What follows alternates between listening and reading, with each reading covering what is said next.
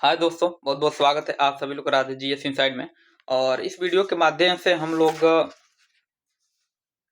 KGS के द्वारा जो सहायक शिक्षा विकास पदाधिकारी अर्थात बीपीएससी के थ्रू जो एईडीओ का एग्जाम होने वाला है उसके लिए जो प्रैक्टिस सेट आया है। और इसमें लगभग 60 प्रैक्टिस सेट हैं और जिसमें कि 20 तो किसके हैं, 20 सामान्य भाषा के हैं जिसमें हिंदी और इंग्लिश रहेगा, और 20 हैं आपके सामान्य योग्यता जिसमें मैथ और रीजनिंग है। ठीक है, लेकिन 20 और सेट हैं, क्यों? ये जीएस का है, 20 सेट जीएस का है और इसमें हम लोग जीएस के ही प्रश्नों को देखेंगे। तो देखिए इसमें है तो केवल ये कहने के लिए एईडीओ के लिए, लेकिन अभी भी हाल ही में जितने रिसेंटली एग्जाम होने वाले हैं, जैसे कि एईडीओ का तो है ही ये खुद ही, और क्या है बीएसओ का होने वाला है, और एएसओ का भी है, भी बिहार दरोगा है, और साथ में सीजीएल 4 है। जो बिहार एसएससी का जो सीजीएल 4 है ये भी होने वाला था। देखिए इन सारे एग्जामों में ये जीएस के प्रश्न क्या बदलते हैं, लगभग सेम ही रहते हैं। बस कहने के लिए एडीओ का हो गया तो कहीं बीएसओ का हो गया। अगर जो गांधी जी के बारे में जो एडीओ पूछा है तो वही मतलब बीएसओ में भी पूछ सकता है, कहीं भी पूछ सकता है। जीएस का प्रश्न तो कहीं भी आ सकता है। तो कहने का मतलब कि ये सारे के सारे एग्जामों में ये जीएस मतलब काम आएंगे। तो ज़्यादा देरी ना करते हुए शुरू करते हैं। और अभी तक आप लोग चैनल को सब्सक्राइब नहीं किए हैं तो सब्सक्राइब कर लीजिए। और इस चैनल के माध्यम से डेली एक वीडियो के लिए आज से कंटिन्यूअस एक डेली प्रैक्टिस सेट इस पे सॉल्व कराया जाएगा। ये खत्म होने के बाद से प्लेटफॉर्म का आएगा, फिर एडिटोरिया का आ जाएगा, तो सारे के सारे इस पे देख लेंगे हम लोग। डेली एक प्रैक्टिस सेट इसके माध्यम से सॉल्व करेंगे हम लोग। तो और प्रश्नों को मैं ज़्यादा एक्सप्लेन नहीं करूँगा, काहे कि ज़्यादा थोड़ा टाइम भी बहुत लग जाता है। तो मैं चाहूँगा कि इसको 2 घंटा के अंदर ही सीमित कर दिया जाए, सारे 100 प्रश्न। तो अगला प्रश्न कह रहा है, देखिए पहला ही प्रश्न, इसमें थोड़ा हम लोग जूम कर लेते हैं इसको। जूम करने पर हालांकि थोड़ा फट जा रहा होगा क्योंकि ये इसका पीडीएफ थोड़ा बढ़िया है नहीं, अच्छा क्वालिटी का, लेकिन फिर भी हम लोग देखते हैं। देखिए सतलज नदी में मिला दुर्लभ, ये क्या है? दुर्लभ। निम्नलिखित में से क्या है दुर्लभ? जो टाइटेनियम है क्या है भाई? ये मछली एक प्रकार का है, कछुआ है, धातु है या शैवाल है? तो देखिए ये क्या है? ये धातु है, अर्थात ऑप्शन नंबर इसका सी है। क्या है इसका ऑप्शन नंबर सी किसका सही है? देखिए सतलज नदी में जो दुर्लभ एक टेंटलम, क्या नाम है? दुर्लभ टेंटलम। इसको क्या पढ़ेंगे? टेंटलम हिंदी में। और जो देखा जाए इसको तो इसको हम लोग पढ़ेंगे टेंटलम। ठीक है, तो टेंटलम एक दुर्लभ धातु है और ये एक ग्रे रंग का, किस रंग का? ग्रे रंग का जंगरोधी धातु है और ये अत्यंत कठोर और लचीली होती है। तो खैर इस पूछा किस कौन क्या है, ये धातु है। अगला प्रश्न देखते हैं हम लोग। अगला प्रश्न कर रहा है सूची 1 को सूची 2 से मतलब औद्योगिक विधि के साथ उद्योग जिससे जुड़ी हो मिलाइए और उन सूचियों के नीचे दे कूट के सही पर, मतलब ऊपर जो कूट दिया है उसके मिलान करने के बाद से नीचे के प्रश्नों को हम लोग सॉल्व करेंगे। तो दिया है क्रैकिंग, तो देखिए क्रैकिंग किस में यूज होता है? तो क्रैकिंग क्या है ना, पेट्रोलियम में यूज होता है। किसमें? पेट्रोलियम में।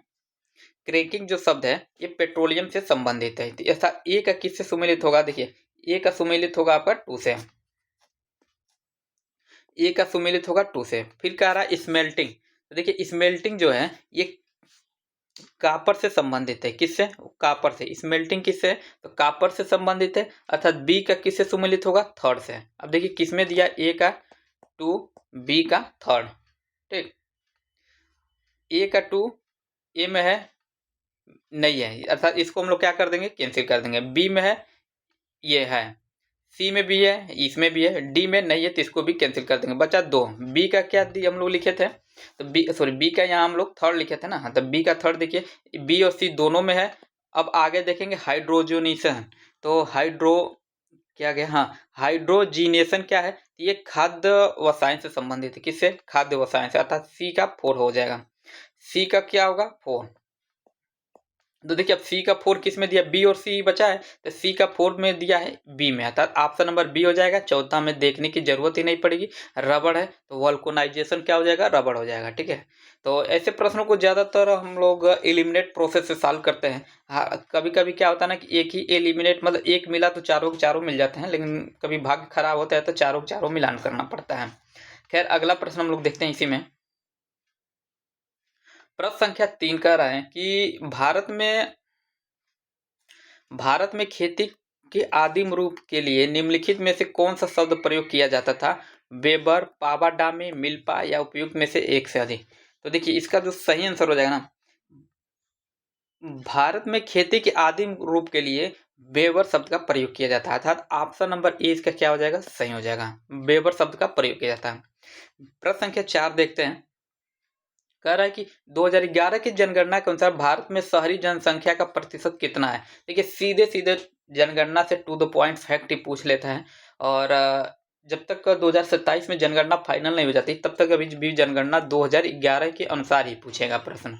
तो पूछा कि भारत में शहरी जनसंख्या का प्रतिशत कितना था, 23.3, 25.7, 27.8 या 31.6। इसका सही आंसर हो जाएगा 31.6।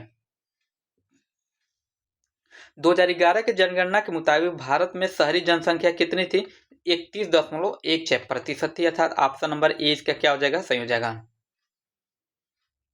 कभी कभी क्या कहता है 2011 का जनगणना के अनुसार लिंगानुपात पूछ देता है, तो लिंगानुपात कितना था, तो 943 था, अर्थात 1000 पुरुषों पे 943 महिलाएं थी।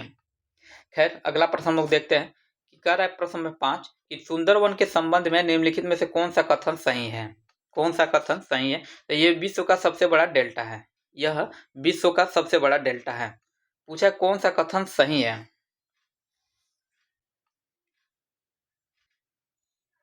जैसे कि ऑप्शन ए दे रहा ना, यह विश्व का सबसे बड़ा डेल्टा है, तो पहला कथन क्या है, सही है।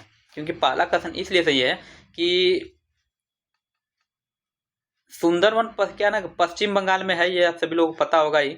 और यहाँ पे सुंदर गंगा, ब्रह्मपुत्र और मेघना नदियों के संगम से एक डेल्टा बना हुआ है जो कि विश्व का सबसे बड़ा है, अर्थात ऑप्शन नंबर ए इसका क्या है, सही है। इसका नाम सुंदरी पेड़ के नाम से लिया गया है, ये भी क्या है, सही है, क्योंकि सुंदरवन का नाम सुंदरी पेड़ के नाम पर ही पड़ा है। और अर्थात ये भी कथन क्या है, सही है। और यह रॉयल बंगाल टाइगर का घर है, अर्थात ये भी क्या है, सही है। क्या ना कि यहाँ बंगाल के बाघों की बड़ी आबादी है, और सुंदरवन को जो बायोस्फीयर रिजर्व के रूप, और इस सुंदरवन को एक तरह से बायोस्फीयर रिजर्व के रूप में भी जाना जाता है। कहने का मतलब कि इसमें ए बी सी तीनों सही है, इसलिए ऑप्शन डी सही हो जाएगा, उपयुक्त में से एक से अधिक। नेक्स्ट प्रश्न देखते हैं, क्या रहा है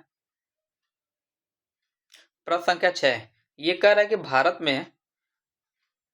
में राष्ट्रीय वन नीति किस वर्ष लागू की गई थी, 1952 में या 1963 या 1978। तो इसका उपयुक्त में से एक से अधिक, तो इसका सही आंसर हो जाएगा 1952। भारत में राष्ट्रीय वन नीति का पहला संस्करण कब लागू किया गया था, तो ये 1952 में ही लागू किया गया था। और ये इसका दूसरा संस्करण भी लागू किया गया था, और वो हुआ था 1988 में। कब, तो ये 1988 में हुआ था, मतलब इसका दूसरा संस्करण अगर कहा जाए तो 1988 में लागू किया गया था। अगला प्रश्न है प्रश्न संख्या 7 कि जनवरी माह में भारत में 20 डिग्री सेंटीग्रेड की समताप रेखा विस्तार माना जाता है, तो क्या माना जाता है, तो कर्क रेखा के समानांतर किंतु दक्षिण में, कर रेखा के समानांतर किंतु उत्तर में, या विंध्याचल पहाड़ी और पठारी प्रदेश के उत्तर में, या उपयुक्त में से एक से अधिक। तो इसका सही आंसर हो जाएगा ऑप्शन नंबर ए, कर्क रेखा के समानांतर किंतु क्या है, दक्षिण में। ऑप्शन नंबर ए क्या है, सही हो जाएगा। अगला प्रश्न देखते हैं प्रश्न संख्या 8।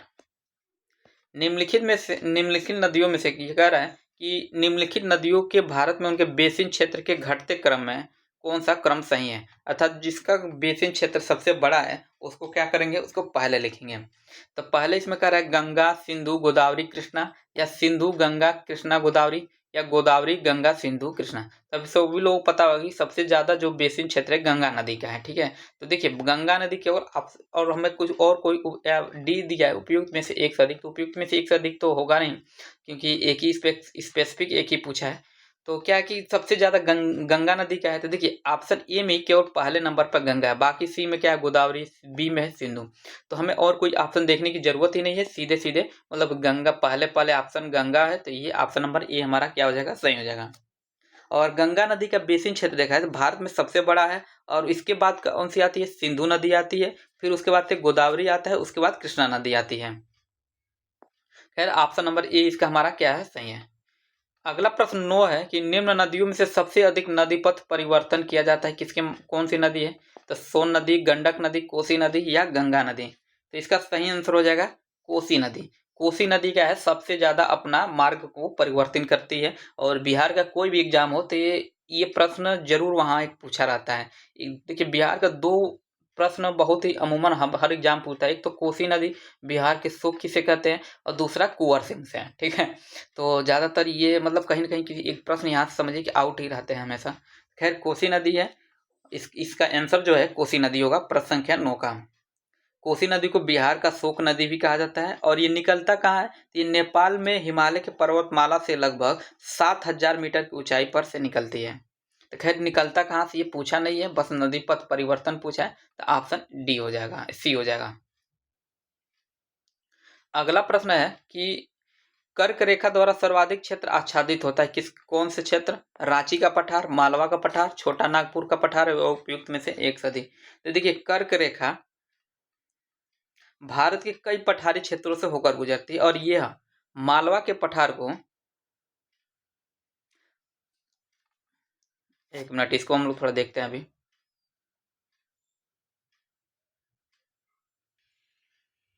देखिए वीडियो रुक गया था, पता ना कहाँ तक मैं था, लेकिन जहाँ तक लग रहा है इसी 10 प्रश्न का हम लोग आंसर देख रहे थे। तो इसका देखिए क्या है ना, पूछा है कि कर्क रेखा द्वारा सर्वाधिक क्षेत्र आच्छादित होता है रांची के पठार, मालवा का पठार या छोटा नागपुर का पठार।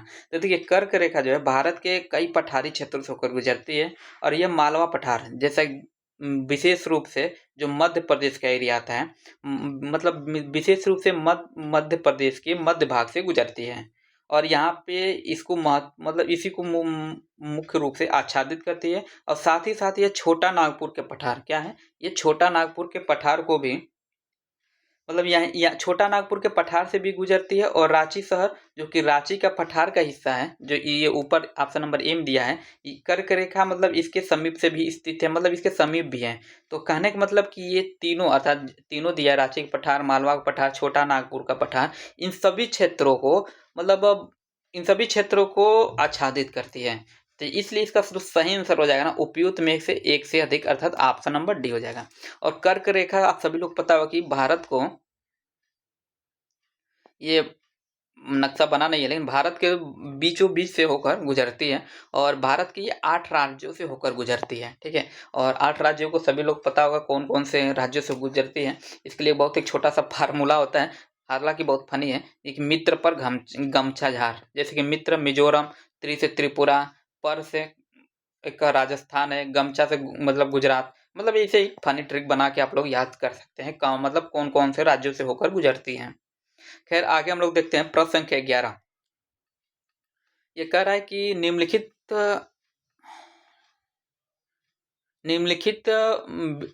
बिल्किस बानो के संबंध में सर्वोच्च न्यायालय के फैसले में निम्नलिखित में से कौन सा तथ्य वर्णित है?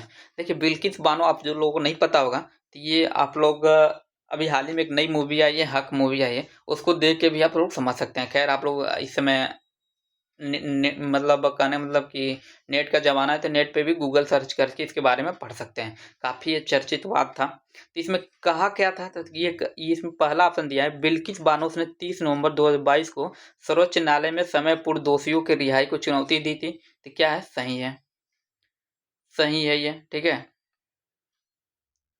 अच्छा बिल्किस बानो, ठीक है, खैर कोई बात नहीं, हमको लग रहा है कुछ अलग बता दिया हमने।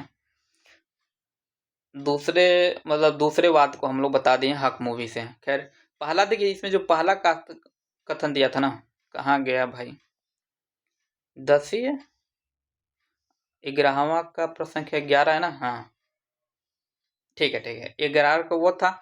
दूसरा कह रहा है इसी में कि 23 अप्रैल 2019 को सर्वोच्च न्यायालय ने बिल्किस बानो को गुजरात सरकार से 50 लाख रुपए का मुआवजा दिलाया था। ये भी कथन क्या है, सही है, दोनों कथन। तीसरा है कि 8 जनवरी 2024 को सर्वोच्च न्यायालय ने 11 दोषियों को समय पूर्व रिहाई करने संबंधी आदेश को रद्द कर दिया था। अच्छा ये गुजरात वाला मामला है बिल्किस बानो का, ठीक है। तो चौथा कथन कह रहा है कि न्यायमूर्ति बीबी नागरत्ना और न्यायमूर्ति उज्ज्वल भुइया ने निर्णय दिया था। तो देखिए इसमें क्या है ना कि एक तो जो उधर हम लोग साइड में पढ़े थे और ये 2 3 मतलब कहने मतलब 1 2 3, इसमें तीनों के तीनों कथन क्या है, सही है। तो इसलिए हमारा जो ऑप्शन सही हो जाएगा उपयुक्त में से एक से अधिक, अर्थात ऑप्शन नंबर डी इसका क्या हो जाएगा, सही हो जाएगा। अगला प्रश्न देखते हैं, प्रश्न संख्या 12। ये कह रहा है कि राष्ट्रपति को उनके पद से उनका कार्यकाल खत्म होने से पहले संविधान उल्लंघन के लिए महाभियोग द्वारा हटाया जा सकता है। इस उद्देश्य से परिवर्तन को अधिमान्य दे सकता है कौन? तो प्रधानमंत्री और उनकी मंत्रिपरिषद या दोनों सदनों के सदस्यों की कुल संख्या का 1/4वां भाग के सदस्य, या लोकसभा के कुल सदस्यों के आधा सदस्यों से कम नहीं, या लोकसभा के किसी भी सदन के 2/3 बहुमत। इसका जो सही आंसर हो जाएगा ऑप्शन नंबर 20 का क्या हो जाएगा? सही हो जाएगा। अर्थात दोनों सदनों के सदस्यों की कुल संख्या का 1/4वां भाग के सदस्य। अगला प्रश्न है कि उद्देशिका में 42वें संविधान संशोधन, ये कह रहा है कि उद्देशिका में 42वें संविधान संशोधन में कौन सा शब्द जोड़ा गया था? तो आप सभी लोगों को पता होगा कि अभी भी उद्देशिका में मात्र एक बार संशोधन किया गया है, और वो भी 42वें संविधान संशोधन के माध्यम से, और उसमें 3 शब्द नए जोड़े गए थे। और वो 3 शब्द थे कौन भाई? तो उसमें था, ऑप्शन देखते हैं, समाजवाद, धर्मनिरपेक्ष, लोकतांत्रिक। देखिए लोकतांत्रिक तो पहले से था, तो ये तो होगा नहीं। उसके बाद क्या है? समाजवाद, पंथनिरपेक्ष, अखंडता। तो ऑप्शन नंबर बी में ही मिल जा रहा है। 42वें संविधान संशोधन के माध्यम से उद्देशिका में समाजवाद, पंथनिरपेक्ष और अखंडता को जोड़ा गया था। अर्थात ऑप्शन नंबर बी हमारा क्या है? सही है।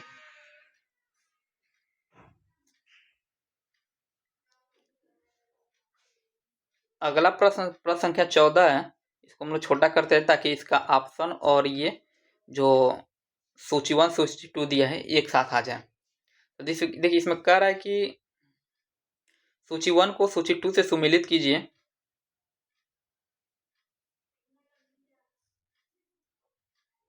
ये कह रहा है सूची 1 को सूची 2 से सुमेलित कीजिए एवं निम्न कूटों में सही उत्तर का चयन कीजिए। पहला दिया है संविधान का मद, मतलब संविधान मतलब कौन सा, एक तरह से कहने मतलब किस देश से कौन सा मतलब प्रावधान को, किस प्रावधान को लिया गया है? तो पहला है इसमें राज्य के नीति निर्देशक सिद्धांत। तो देखिए राज्य के नीति निर्देशक सिद्धांत जो है ये आयरलैंड के संविधान से लिए गए थे। अब देखते हैं सूची 2 में आयरलैंड है कहाँ भाई? देखिए आयरलैंड है तीसरा में थे। देखिए अर्थात ए का क्या हो जाएगा? थर्ड हो जाएगा। ठीक है। उसके बाद मौलिक अधिकार, तो सभी लोग पता होगा जो मौलिक अधिकार है ये संयुक्त राज्य अमेरिका से लिए गए थे। तो संयुक्त राज्य अर्थात बी का क्या हो जाएगा? बी का हो जाएगा आपका 4। ए का थर्ड, बी का 4। अब देखिए ए का थर्ड, बी का 4 किस में है? ऑप्शन ए में तो नहीं है, कैंसिल हो जाएगा। बी में है तो इसको छोड़ते हैं, सी में नहीं है तो कैंसिल हो जाएगा, डी है इसको देखते हैं, डी में भी बचा हुआ है। अब कह रहा है संघ एवं राज्यों के बीच संबंध। देखिए संघ और राज्यों के बीच में जो संबंध था ये ऑस्ट्रेलिया के संविधान से लिए गए हैं। ठीक है। और डी है कि भारत राज्यों का संघ जिसमें केंद्र मतलब केंद्र को ज्यादा शक्तिशाली शक्ति योग्यता दिया रहेगा। तो ये था लिया गया था आपके कनाडा से। अर्थात डी का क्या हो जाएगा? 2 हो जाएगा। अर्थात देखिए सी का 1, डी का 2, अर्थात ऑप्शन नंबर डी हमारा क्या हो जाएगा? सही हो जाएगा। अब अगला प्रश्न है कि केंद्रीय भवन अनुसंधान संस्थान,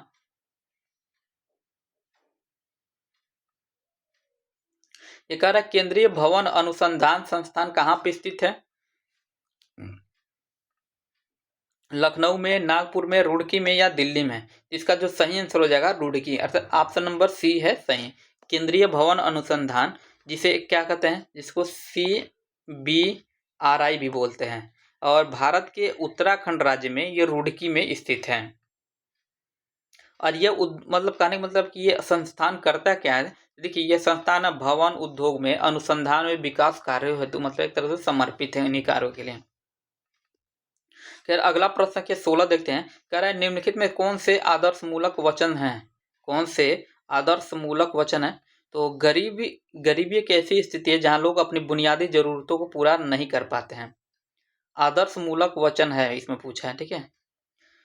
इसमें बी कह रहा है बेरोजगारी गरीबी के कारणों में से एक है। बेरोजगारी गरीबी के कारणों में से एक है। तो देखिए हाँ बेरोजगारी के कारण गरीबी आती है। ठीक है। न कि गरीबी के कारण बेरोजगारी। खैर दोनों एक दूसरे पर निर्भर ही हैं। सी कह रहा है सरकार को बेरोजगारी और गरीबों को नियंत्रित करने के लिए उपाय करने चाहिए। तो ये क्या है? आदर्श मूलक शब्द है। मतलब सुनने में कितना अच्छा लग रहा है ना। कहना मतलब केवल मतलब कमियां नहीं बता रहा है, कमियों को मतलब दूर करने का उपाय भी बता रहा है एक तरह से। तो ये कहा जाएगा आदर्श मूलक शब्द है। अर्थात ऑप्शन नंबर सी इसका क्या है? सही है। अगला प्रश्न संख्या 17 ये कह रहा है कि कौन सी गतिविधि किसी क्षेत्र में भूमि उपयोग को प्रभावित करती है? आर्थिक गतिविधि, सामाजिक गतिविधि, भौगोलिक गतिविधि या उपयुक्त में से एक सदी। पूछा है कौन सी गतिविधि किसी क्षेत्र में भूमि उपयोग को प्रभावित करती है? तो देखिए आर्थिक गतिविधि। आर्थिक गतिविधि भूमि के उपयोग के तरीकों को प्रभावित करती है। जैसे कि उदाहरण के तौर पर देखा जाए तो औद्योगिक क्षेत्र के लिए अधिक भूमि की आवश्यकता होती है और कृषि के लिए अधिक उपजाऊ जमीन की आवश्यकता होती है। कहने मतलब कि आर्थिक जिस तरह के आर्थिक गतिविधियां होंगी उसी तरह से जमीन की आवश्यकताएं भी होंगी। और जैसे कि मतलब औद्योगिक क्षेत्र है तो औद्योगिक क्षेत्र वाला मतलब उस टाइप की जमीन चाहिए, और वहीं कृषि करना हो तो कृषि के लिए उपजाऊ जमीन की आवश्यकता होती है। और एक तरफ देखा जाए तो आर्थिक विकास के चलते परिवहन सुविधाओं का भी विस्तार होता है, और उन परिवहन सुविधाओं का जब विस्तार होता है तो वहाँ के भूमि का उपयोग एक तरह से उन्हें उपयोग करने मतलब उसके उपयोग में बदलाव आता है। तो कुल मिलाजुल इसका सही आंसर हो जाएगा ऑप्शन नंबर ई इसके क्या है सही है। अगला प्रश्न है प्रश्न संख्या 10। ये कह रहा है मैडम कामा ने भारत के तिरंगी स्वतंत्रता ध्वज को कहाँ पर फहराया था? ये कई बार प्रश्न पूछा जा चुका है ये प्रीवियस ईयर का प्रश्न है। पेरिस में, लंदन में, स्टुगार्ड में, जिनेवा में। देखिए क्या है ना, अभी तक का इसका मतलब पहली बार चूंकि एडीओ का एग्जाम हो रहा है तो जितना क्या होगा ना ये ज़्यादातर प्रश्न बीपीएससी का इसमें और बीएसएससी का मतलब कहने मतलब इन्हीं सब का प्रीवियस ईयर के ही प्रश्नों को मिक्स करके प्रश्न ज़्यादातर बनाया गया है। पहली बार एग्जाम हो रहा है तो थोड़ा ज़्यादा हार्ड प्रश्न पूछने की भी संभावना कम रहती है। तो खैर इसका जो आंसर होगा स्टुगार्ट। श्रीमती इनका जब पूरा नाम था श्रीमती भीखाजी रुस्तम कामा। क्या नाम था इनका? पूरा नाम था भीखाजी रुस्तम कामा, इनका पूरा नाम था। और ये क्या भारतीय मूल की पारसी नागरिक थी, भारतीय मूल की पारसी नागरिक थी। और इन्होंने ही जर्मनी के स्टुगार्ट नगर में, कहाँ पे ये स्टुगार्ट पड़ता कहाँ, एक प्रश्न ये भी पूछता है, तो जर्मनी में पड़ता है। और ये मतलब यहीं पे भारतीय ध्वज को फहराया था। और ये वो डेट कौन सा था? तो वो डेट दिनांक था 22 अगस्त 1907 को। कब? 22 अगस्त 1907 को 7वीं अंतर्राष्ट्रीय कांग्रेस में भारत का प्रथम तिरंगा ध्वज, राष्ट्र ध्वज को फहराने मतलब यहीं पे उन्होंने झंडा फहराया था। अगला प्रश्न देखते हैं क्या कर रहे हैं। प्रश्न संख्या 19 की सन 1916 में बाल गंगाधर तिलक और श्रीमती एनी बेसेंट द्वारा भारतीयों के लिए होम रूलिंग आंदोलन क्यों चलाया गया था? तो ऑप्शन ए कह रहा है कि प्रथम विश्व युद्ध में जाने के विरोध में। ये नहीं होगा, इसलिए हमारा क्या गलत हो जाएगा। बंगाल विभाजन के विरोध में, बंगाल विभाजन भी नहीं हुआ क्योंकि बंगाल विभाजन तो 1905 में हुआ था और उसमें स्वदेशी आंदोलन चलाया गया था। ये भी नहीं होगा। अगला है कि ब्रिटिश भारतीय सरकार से स्वशासन प्राप्त करने के लिए। तो ऑप्शन नंबर सी इसका क्या हो जाएगा सही हो जाएगा। डी क्या भारतीय परिषद एक्ट 1909 के विरोध में। तो ये देखिए 1909 का विरोध 1916 में थोड़े न करेगा कोई, तो ये भी क्या है गलत है। खैर आज का ऑप्शन नंबर सी इसका क्या है सही है। अगला प्रश्न संख्या ये 20 है। ये कह रहा है कि वर्ष 1940 के अगस्त प्रस्ताव में 1940 के अगस्त प्रस्ताव में क्या प्रस्ताव रखा गया था? तो इसमें प्रस्ताव मतलब 1940 का जो अगस्त प्रस्ताव आया था उसमें कौन सा प्रस्ताव रखा गया था? भारत को स्ने पूर्ण स्वतंत्रता। तो देखिए ये प्रस्ताव तो रखा नहीं गया था स्वतंत्रता देने के लिए। डोमिनियन स्टेटस, प्रांतीय स्वायत्ता या केंद्र में प्रतिनिधि सरकार। तो इसका जो सही आंसर हो जाएगा डोमिनियन स्टेटस। द्वितीय विश्व युद्ध में भारतीयों का समर्थन प्राप्त करने के लिए देखिए वायसराय लॉर्ड लिंथगो ने 8 अगस्त 1940 को, कब? देखिए 8 अगस्त 1940 को शिमला में अगस्त प्रस्ताव दिया था। और इसमें क्या ना अधिक भारतीयों को शामिल करने के लिए कार्यकारी परिषद का विस्तार का वादा किया गया था। और ये कहा गया था कि युद्ध के बाद से भारत को डोमिनियन स्टेटस दिया जाएगा। अर्थात ऑप्शन नंबर 20 का क्या है सही है। अगला प्रश्न क्या पूछा है, कह रहा है कि निम्न को कालक्रम के अनुसार व्यवस्थित कीजिए। गांधी जी की भारत में वापसी, लखनऊ समझौता, प्रथम विश्व युद्ध का प्रारंभ या चंपारण सत्याग्रह। देखिए प्रथम विश्व युद्ध कब प्रारंभ हुआ था? ये हुआ था आपका 1914 में। कब? सॉरी, हाँ, 1914 में प्रारंभ हुआ था प्रथम विश्व युद्ध, 1914। उसके बाद गांधी जी कब आए थे? ये आए थे आपका 1915 में। गांधी जी कब आए थे? 1915, 9 जनवरी 1915 को आए थे ये, ठीक है। तो खैर दिनांक नहीं पूछा है। अगर जो एक ही सन की सारी घटनाएं होती तब उसमें दिनांक मतलब डेट देखा जाता है, स्पेसिफिक किस डेट को आए थे, लेकिन ये काफ़ी दूर दूर है तो वर्ष से ही इसे काम चल रहा। उसके बाद लखनऊ समझौता, ये सभी लोग पता होगा, ये हुआ था 1916 में। और लखनऊ समझौता के बाद लास्ट में सबसे कब आया था? ये चंपारण सत्याग्रह। और चंपारण सत्याग्रह कब हुआ था भाई? तो ये हुआ था 1917 में। अर्थात सबसे लास्ट में कौन, देखिए कौन आया था इसमें? 1917 में। पूछा है काल क्रमानुसार, देखिए सबसे लास्ट में जो आया था वही सबसे मतलब अंतिम होगा। तो चारों में तो ही मतलब चार है, चारों में लास्ट में चार है, तो खैर इससे हम लोग नहीं देखेंगे। अब देखते हैं शुरू में। देखिए प्रथम विश्व युद्ध कब प्रारंभ हुआ था? 1914 सबसे पहले। तीसरा से स्टार्ट करेंगे। देखिए ऑप्शन नंबर ए में तीसरा नहीं स्टार्ट है, ये भी कैंसिल हो जाएगा। सी में नहीं स्टार्ट है, ये भी कैंसिल हो जाएगा। बी में स्टार्ट है, सी डी में स्टार्ट है। तो उसके बाद से आप लोग दूसरा देखेंगे। 1914 के बाद से 1915, अर्थात 3 के बाद से ये एक आएगा, ठीक। 3 के बाद से एक किस में आया है?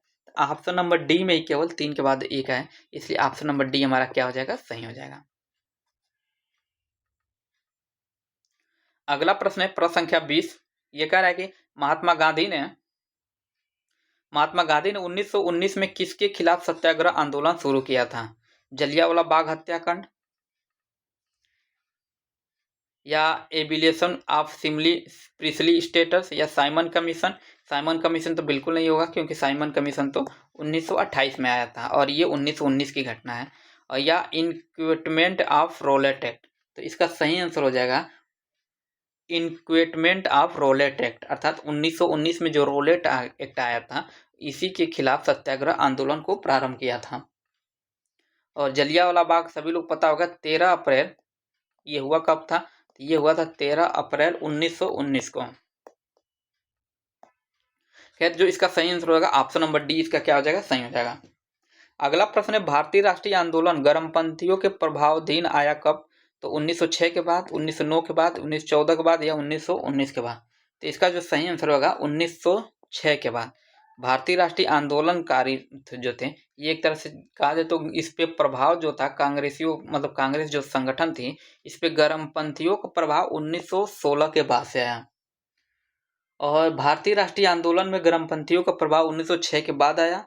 और खैर इसका जो आंसर होगा ऑप्शन नंबर ए का क्या है? सही है। अगला देखते हैं प्रश्न संख्या 24। ये कह रहा है कि भारतीय स्वतंत्रता संघर्ष के समय कांग्रेस का शैशव काल किस अवधि को कहा जाता है? भारतीय स्वतंत्रता के समय कांग्रेस का शैशव काल किस अवधि को कहा जाता है? तो देखिए भारतीय स्वतंत्रता संग्राम के दौरान कांग्रेस का उदारवादी काल, और आप सभी लोगों को जो पता होगा उदारवादी काल कब से कब तक था? तो उदारवादी काल था लगभग 1885 से लेके 1905 तक। और इस समय के कालक्रम के दौरान कांग्रेस पर उदारवादियों का प्रभाव था, तो इसी को क्या कहा जाता है? शैशव काल कहा जाता है। और इस समय कांग्रेस के नेता क्या ना, मुख्य रूप से ब्रिटिश शासन के खिलाफ अहिंसक तरीके से सुधारों की मांग कर रहे थे। और ये उदारवादी चरण के दौरान कांग्रेस के देखा जाए तो इसमें जो प्रमुख नेता थे, दादा भाई नौरोजी थे, फिरोज शाह मेहता थे, गोपाल कृष्ण गोखले थे, भूमेश चंद्र बनर्जी थे। और तो इसका जो सही आंसर हो जाएगा ऑप्शन नंबर ए 1885 से लेके 1985 सॉरी 1905 तक। और इसके जितने भी नेता थे किसी भी हिंसक आंदोलन को उचित नहीं मानते थे। तो ऑप्शन नंबर ए इसका क्या है? सही है। नेक्स्ट है कि 1857 की क्रांति के समय निम्नलिखित में से कौन भारत के गवर्नर जनरल थे? Lord Dalhousie, Canning, Lord Mayo, या रिपन। तो सभी लोग पता हो गए 1800 क्रांति के समय भारत के गवर्नर जनरल कौन थे? लॉर्ड कैनिंग थे। लॉर्ड कैनिंग थे। और ये कब से कब तक थे? 1856 से लेके 1862 तक थे। 1862 तक था। और कैनिंग से एक प्रश्न ये भी पूछता है कि जो भारत के सबसे पहले वायसराय कौन थे? तो ये पहले वायसराय यही थे, लॉर्ड कैनिंग ही थे। पहले वायसराय यही थे, लॉर्ड कैनिंग। और एक प्रश्न ये भी पूछता है कि विधवा पुनर्विवाह अधिनियम किसके समय में पारित हुआ था। तो ये भी 1856 में, हालांकि लाया तो लॉर्ड डलहौजी के अंतर्गत लाया गया था, लेकिन उसी समय लॉर्ड डलहौजी हट गया था, लेकिन पास किया गया लॉर्ड कैनिंग के समय विधवा पुनर्विवाह। ठीक है, पुनर्विवाह इन्हीं के समय में लागू किया गया था। तो खैर इनसे संबंधित लॉर्ड कैनिंग से संबंधित 3-4 फैक्ट हैं जो काफी महत्वपूर्ण है। नेक्स्ट प्रश्न देखते हैं क्या कह रहा है। ये कह रहा है कि प्रश्न संख्या 26, वुड के 1854 के प्रेषण के संबंध में निम्नलिखित कथनों पर विचार कीजिए। इसमें कह रहा है कि इसने उच्च अध्ययन के लिए शिक्षा के माध्यम के रूप में अंग्रेजी की सिफारिश की थी। तो पहला कथन क्या है इसका, पहला कथन सही है। दूसरा कह रहा है इसने महिला शिक्षा और व्यावसायिक प्रशिक्षण पर जोर दिया था, ये भी क्या है, सही है। दोनों कथन क्या है, सही है। इसलिए ऑप्शन नंबर सी इसका क्या हो जाएगा, सही हो जाएगा। ऑप्शन नंबर सी इसका क्या है, सही है। अगला प्रश्न संख्या 27 कह रहा है कि 1859, यह कह रहा है कि 1859 के भारतीय उत्प्रवास अधिनियम में निर्धारित किया था कि बागान श्रमिकों को बिना अनुमति के चाय बागान छोड़ने की अनुमति नहीं थी। प्रश्न संख्या कौन सा है, 27 है ना। हाँ, तो पहला ही कथन क्या है इसका, सही है। पहला कथन क्या है, सही है। और पहला कथन ये कह रहा है, खैर हम लोग बी देख लेते हैं। कह रहे हैं कि बागान श्रमिकों को बिना अनुमति के जंगल छोड़ने की अनुमति नहीं थी, तो ये कथन क्या है, सही नहीं था। बागान श्रमिकों को शादी करने की अनुमति नहीं थी, तो ये भी कथन सही नहीं है, ऐसा भी कुछ बात नहीं था। और उपयुक्त में से एक से अधिक, तो ये भी नहीं है, क्योंकि एक ही सही है। और देखिए, ब्रिटिश औपनिवेशिक सरकार ने 19वीं शताब्दी के दौरान भारत में अंतर्देशीय अधिनियम पारित किया था। और ये पारित कब किया था, तो 1859 में। कब, 1859 में एक अंतर्देशीय अधिनियम पारित किया था। इसके तहत चाय बागानों के श्रमिकों को अपने अधिकारियों की अनुमति के बिना बागान छोड़ने की अनुमति नहीं थी। क्या, बागान छोड़ने की अनुमति नहीं थी, न कि जंगल छोड़ने की। अर्थात ऑप्शन नंबर ई इसका क्या हो जाएगा, सही हो जाएगा। अगला है प्रश्न संख्या 28। ये कह रहा है कि किस वायसराय ने भारत में औपनिवेशिक आर्थिक संरचना का विकेंद्रीकरण किया। किस वायसराय ने भारत में औपनिवेशिक आर्थिक स्वतंत्रता का विकेंद्रीकरण किया। इसको हम लोग छोटा करते हैं या अलग साइड में, दूसरे साइड में देखते हैं। इसमें क्या दिया है, मेयो दिया है ऑप्शन में। देखिए, मेयो दिया है, कर्जन दिया है, रिपन दिया है, उपयुक्त में से एक से अधिक। तो इसका जो सही आंसर हो जाएगा लॉर्ड मेयो। लॉर्ड मेयो जो भारत के वायसराय थे, ये 1870 में वित्तीय विकेंद्रीकरण का, मतलब 1870 में ही वित्तीय विकेंद्रीकरण का प्रस्ताव को पास किया था। तो ऑप्शन नंबर ई इसका क्या है, सही है। नेक्स्ट है कि टीपू सुल्तान अंग्रेजों के खिलाफ लड़ते हुए कहाँ शहीद हुए थे। तो हम्पी में, श्रीरंगपट्टनम में, नदी हिल्स में, या मैसूर में। तो इसका जो सही आंसर हो जाएगा श्रीरंगपट्टनम में। अर्थात ऑप्शन नंबर 20 का क्या है, सही है। देखिए, टीपू सुल्तान मैसूर राज्य के शासक थे और इनके पिता हैदर अली इनकी वीरता से प्रभावित होकर उन्हें, मतलब इनको, जो इनका टीपू सुल्तान थे, इनको शेर मैसूर कहा जाता था। और ये शेर मैसूर का उपाधि जो थी इनके पिता ने ही दिया था। और ये 4 मई 1799 को, कब, तो देखिए 4 मई 1799 को श्रीरंगपट्टनम में, मतलब अंग्रेजों से युद्ध के दौरान मारेंगे। तो ऑप्शन नंबर 20 का क्या है, सही है। नेक्स्ट है प्रश्न संख्या 30। ये कह रहा है किसने भारत के नए समुद्री मार्गों को खोजा था। ये प्रश्न है इसमें, भारत के किसने नए समुद्री मार्गों को खोजा था। कोलंबस ने, वास्को डिगामा, अमेरिकन वेस्पुची, या मंगलेन। इसका सही आंसर हो जाएगा वास्को डिगामा। अर्थात ऑप्शन नंबर 20 का क्या है, सही है। काफी आसान प्रश्न है, कई बार पूछा जा चुका है।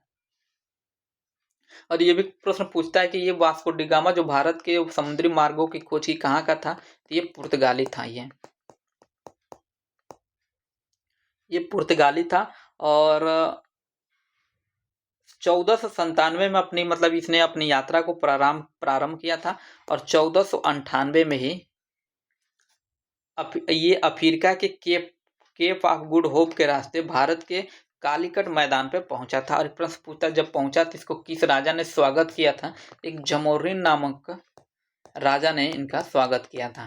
ठीक है, खैर अगला प्रश्न देखते हैं, प्रश्न संख्या 31। इसको छोटा करते हैं ताकि ये दोनों ऑप्शन एक साथ मिल जाए।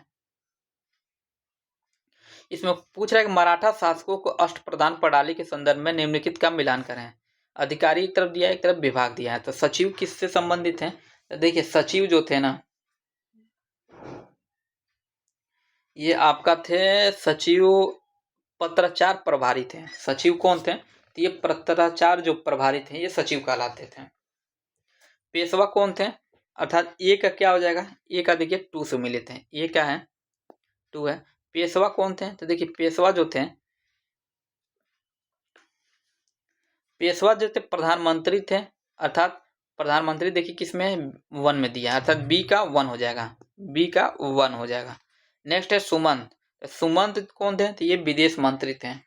सुमंत क्या थे? तो भाई विदेश मंत्री, अर्थात सी का 3rd हो जाएगा। अब सी का 3rd देखिए किसमें मिला हुआ है, सॉरी 4 है। देखिए यहाँ पे सी का 4 दिया है, ठीक है, ये थोड़ा सा मिट गया है, तो सी का 4 है। और एक ही बचा क्या? अमात्य। तो अमात्य जो थे ये वित्त मंत्री होते थे, अर्थात डी का 3rd इसमें, अर्थात ऑप्शन नंबर ए में तीनों के तीनों मिल रहा है, इसलिए ऑप्शन नंबर ए इसका क्या है? सही है। अगला प्रश्न है प्रश्न संख्या 33 कि निम्नलिखित में से कौन भूमि उत्पाद पर लगने वाले कर को इंगित करता है? पहला खिराज, खुम्स, उष्म, मुक्तई। अपने उत्तर का चयन निम्नलिखित कूटों से करें। पहला खिराज दिया है, दूसरा खुम्स दिया, उष्ण दिया है, मुक्तई दिया है। प्रश्न पूछा है भूमि उत्पाद पर लगने वाले कर को इंगित करता है। तो देखिए अकबर के आदेश पर फैजी और अब्दुल कादिर बदायनी के द्वारा महाभारत का फारसी अनुवाद किया गया था और इसका नाम रजमनामा रखा गया था। एक मिनट, अरे यार हम कहाँ पढ़ दिए हैं, दूसरा मतलब दूसरे का आंसर देख लिए हम लोग ऊपर हम। खैर इसका हम लोग प्रश्न संख्या 33 ही देख लेते हैं। तो इसका जो सही आंसर हो जाएगा ना, देखिए पहला क्या है? खुम्स। ये भी क्या है? सही है। एक था, उसके बाद से क्या था? उष्ण। नहीं, खुम्स नहीं होगा, ये होगा खिराज। खिराज, उष्ण और मुक्तई ये क्या थे? ये भूमि उत्पाद पर लगने वाले करते हैं खुम्स को छोड़कर, अर्थात 1, 3rd और 4th, अर्थात ऑप्शन नंबर डी के हमारा क्या हो जाएगा? सही हो जाएगा। ऑप्शन नंबर डी क्या है? सही है। और यही देखा जाए खुम्स क्या होता था, तो ये खुम्स जो होता था ये खुम्स जो था भूमि उत्पाद पर लगने वाला कर नहीं था, बल्कि खुम्स जो था लूट का धन होता था, जो युद्ध में शत्रु राजा की जनता से लूट से प्राप्त होता था। और इस लूट में लगभग 4/5 भाग, ये कहा जाए कि 80 भाग, लगभग 80 भाग सैनिकों में बांट दिया जाता था और शेष 20 भाग ये राजा के कोष में चला जाता था। ठीक है, राजा के कोष में चला जाता है। लेकिन इसका भी 2 राजाओं ने उल्लंघन किया, एक तो अलाउद्दीन खिलजी और दूसरा मोहम्मद बिन तुगलक। इन दोनों राजाओं ने क्या किया ना, 80% जो भाग था खुद ही अपने राजकोष में रखवाया और 20% जो भाग होता था सैनिकों में बंटवाया। तो खैर इसका जो आंसर हो जाएगा ऑप्शन नंबर डी है। अगला 34 है, निम्नलिखित में किस सुल्तान के दरबार में सबसे अधिक गुलाम थे? बलबन, मोहम्मद बिन तुगलक, फिरोज तुगलक या अलाउद्दीन खिलजी। इसका सही आंसर हो जाएगा डी, फिरोज तुगलक। फिरोज तुगलक के मतलब फिरोज तुगलक को दासों का एक तरह से कहा जाए तो बहुत शौक था और इसके शासन काल में दासों की कुल संख्या लगभग कितना थी? तो 1,80,000 के करीब थी। 1,80,000 के करीब इसके पास दासों की संख्या थी। 1,80,000। इसको आप लोग 1,80,000 पढ़िए। दासों मतलब दासों की संख्या 1,80,000 करीब थी।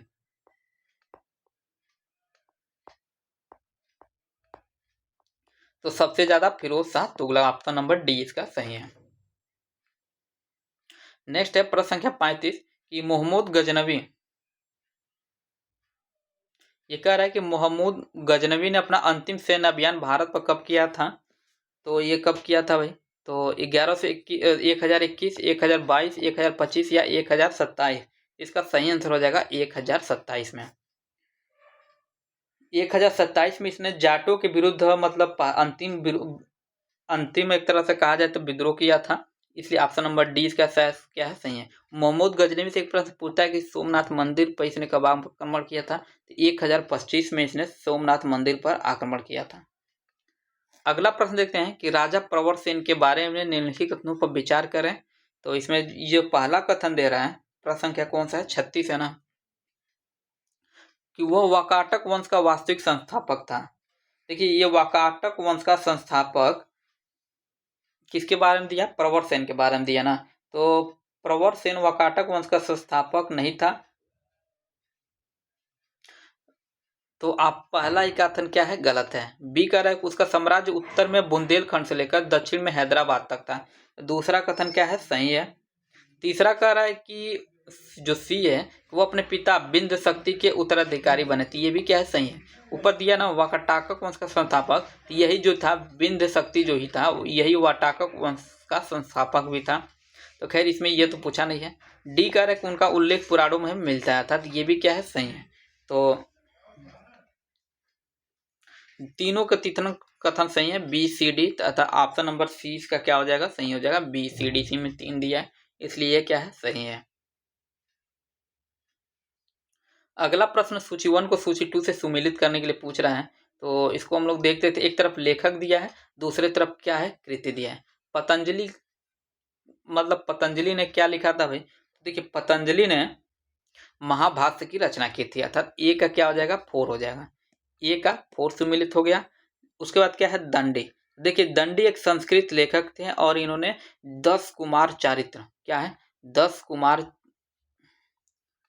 इसमें पूरा नाम नहीं दिया है 10 कुमार चरित, लेकिन 10 कुमार चरित ही लिखा था, अर्थात ए का 4 बी का 1। अब देखिए ए का 4 बी का 1 किस में है भाई, ए का 4 बी का 1 सीधे सीधे ऑप्शन नंबर डी में है।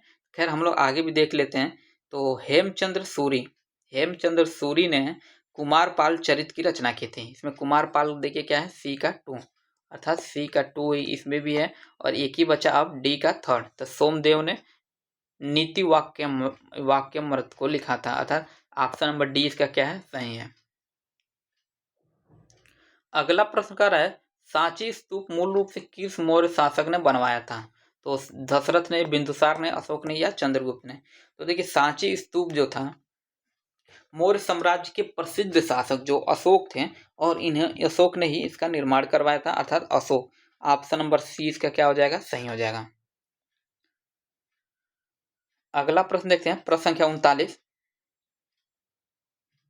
ये कह रहा है कि राज तरंगड़ी में कल्हड़ ने जिस राज्य का वर्णन किया है वह क्या है, मगध, कौशल, कश्मीर या कर्नाटक। तो इसका जो सही आंसर हो जाएगा वो था, देखिए राज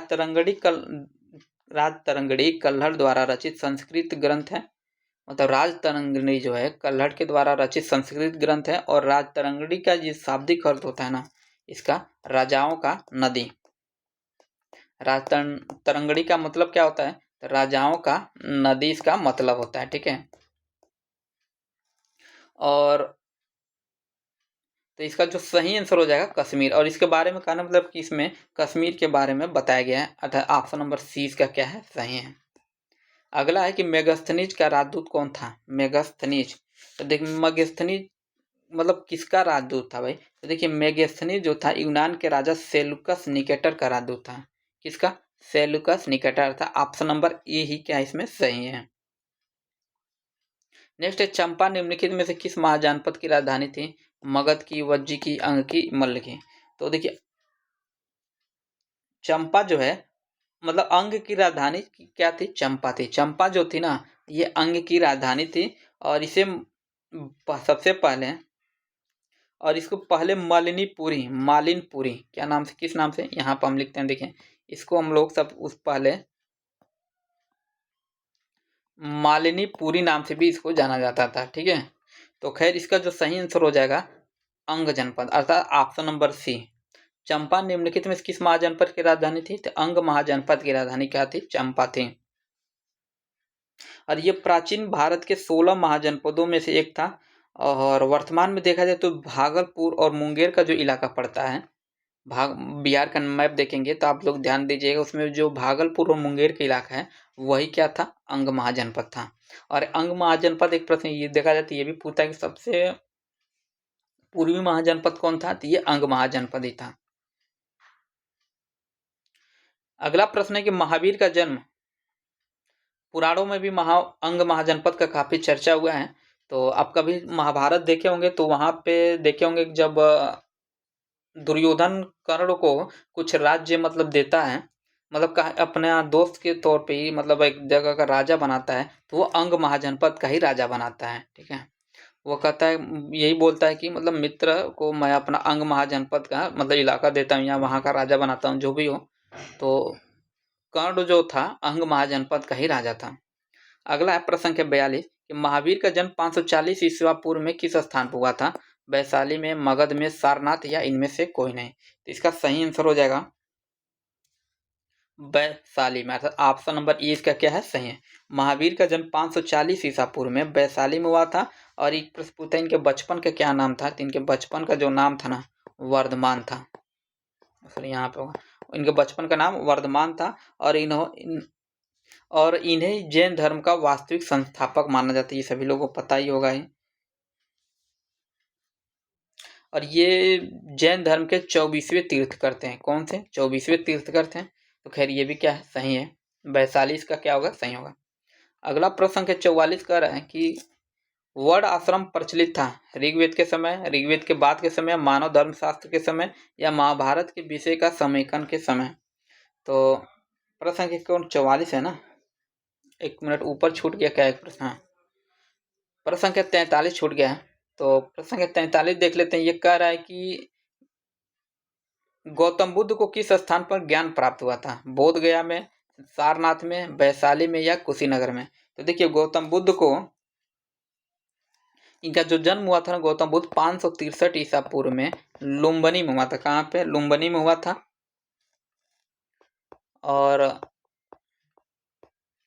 वर्तमान में जो कि ये नेपाल में पड़ता है। और इनको जो सबसे पहले ज्ञान प्राप्त हुआ था ये बोध गया में प्राप्त हुआ था। सबसे पहले उपदेश कहाँ दिए थे? तो सबसे पहले ये उपदेश जो दिए थे सारनाथ में दिए थे, सारनाथ में। ठीक। और कुशीनगर क्यों फेमस है? तो देखिए कुशीनगर में ही इनकी मृत्यु हुई थी, जिसे हम लोग महापरिनिर्वाण कहते हैं। क्या? महापरिनिर्वाण बोला जाता है इनकी मृत्यु को। ठीक है, इनकी मृत्यु जो हुई थी कुशीनगर में हुई थी। खैर अगला प्रश्न देखते हैं। प्रश्न संख्या 44 वर्ण आश्रम प्रचलित था। तो ऑप्शन हम लोग पढ़ चुके थे एक बार, ऋग्वेद के समय, ऋग्वेद के बाद के समय, या मानव धर्मशास्त्र के समय, या महाभारत के विशेष समयकन के समय। इसका जो सही आंसर हो जाएगा ऋग्वेद के समय। वर्ण आश्रम कब प्रचलित था? देखिए वर्ण आश्रम प्रणाली ऋग्वेद काल से ही प्रचलित है, और जिसमें व्यक्ति को जीवन के 4 चरणों में गुजरना पड़ता था। क्या था उसमें वर्ण आश्रम में? पहला ब्रह्मचर्य था, उसके बाद से ब्रह्मचर्य के बाद से गृहस्थ आता था। एक मिनट हम लोग लिख देते हैं, पहला क्या था? तो ये ब्रह्मचर्य था। ठीक, इस पर लिखा नहीं गया साफ से, लेकिन आप लोग समझ जाइए। उसके बाद गृहस्थ आता था। तीसरा क्या था? तो तीसरा के बाद था वानप्रस्थ, ये होता था वानप्रस्थ होता था। और चौथा सभी लोग पता होगा, चौथा तक है संन्यास। मनुष्य के आयु को 100 वर्ष मान के इसको 25 वर्ष, इसको 25 वर्ष, इसको 25 वर्ष, मतलब सभी को 25-25 वर्ष मान के माना गया था ये 4 आश्रम। तो इसका जो सही आंसर हो जाएगा ऑप्शन नंबर ए। अगला है कि सिंधु घाटी स्थल सुतका गंडोर किस नदी के मुहाने पर स्थित है? तो देखिए सुतका गंडोर जो है ना पाकिस्तान के बलूचिस्तान प्रांत में दासक नदी के तट पर है, अर्थात ऑप्शन नंबर सी इसका क्या हो जाएगा, सही हो जाएगा। अगला प्रश्न है कि ईस्वी सन 100 वर्ष में लोहे के पहिए वाला रथ का किस देश में उपयोग होता था? ईस्वी सन 100 वर्ष में, तो देखिए ईस्वी सन 100 वर्ष में लोहे के पहिए वाला रथ का भारत में उपयोग के रूप में प्रयोग होता था। तो इसका जो सही आंसर हो जाएगा option number B. Option number 20 का क्या है, सही है। अगला है प्रश्न संख्या 47। ये कह रहा है कि भारत में प्रथम सिक्के कहाँ चलन में आए गए थे? तो भारत में, मध्य भारत में, पश्चिम भारत में, उत्तर भारत में या दक्षिण भारत में? तो इसका जो सही आंसर हो जाएगा उत्तर भारत में, मतलब ऑप्शन नंबर सी इसका क्या है, सही है। देखिए भारत में पहली बार सिक्के जो थे उत्तर भारत में चलाए गए थे, और भारत में सर्वप्रथम सिक्का हिंद यूनानियों द्वारा जारी किया गया था। किसके द्वारा? ये हिंद यूनानियों। एक प्रश्न पूछा है किसके द्वारा सबसे पहले सिक्के जारी किए गए थे? तो हिंद यूनानियों के द्वारा ही जारी किए गए थे। ऑप्शन नंबर सी इसका क्या है, सही है। प्रश्न संख्या 48 निम्नलिखित में कौन सा राज्य भारत में पाइराइट का सबसे बड़ा उत्पादक है? उड़ीसा, बिहार, झारखंड। तो इसका सही आंसर हो जाएगा बिहार। हाल ही में जो 72 बीपीएससी का एक जो एग्जाम हुआ है उसमें पूछा भी था पाइराइट का सबसे बड़ा मतलब कौन सा राज्य है, सबसे ज़्यादा मतलब पाइराइट सब मतलब बिहार राज्य में सबसे ज़्यादा कौन सा किस चीज़ का सबसे बड़ा उत्पादक है, तो उसमें पाइराइट आंसर था तो दिया था। और ये भारत में लगभग बिहार में भारत कुल पाइराइटों का लगभग 95% बिहार से ही निकाला जाता है। ये देश के पाइराइट संसाधनों का कितना रखता है हिस्सा, 95% रखता है। और पाइराइट को आयरन पाइराइट, इसको क्या एक नाम से और प्रश्न पूछते हैं, क्या इसी को क्या कहते हैं, आयरन, इसी को आयरन पाइराइट भी कहा जाता है। और एक शब्द इसी को और कहते हैं तो ये इसी को मूर्खों का सोना भी कहते हैं।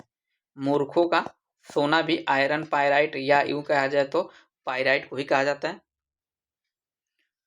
मूर्खों का सोना कहते हैं। और यह मुख्य रूप से फर्टिलाइजर उद्योग में इसका ज़्यादातर प्रयोग होता है।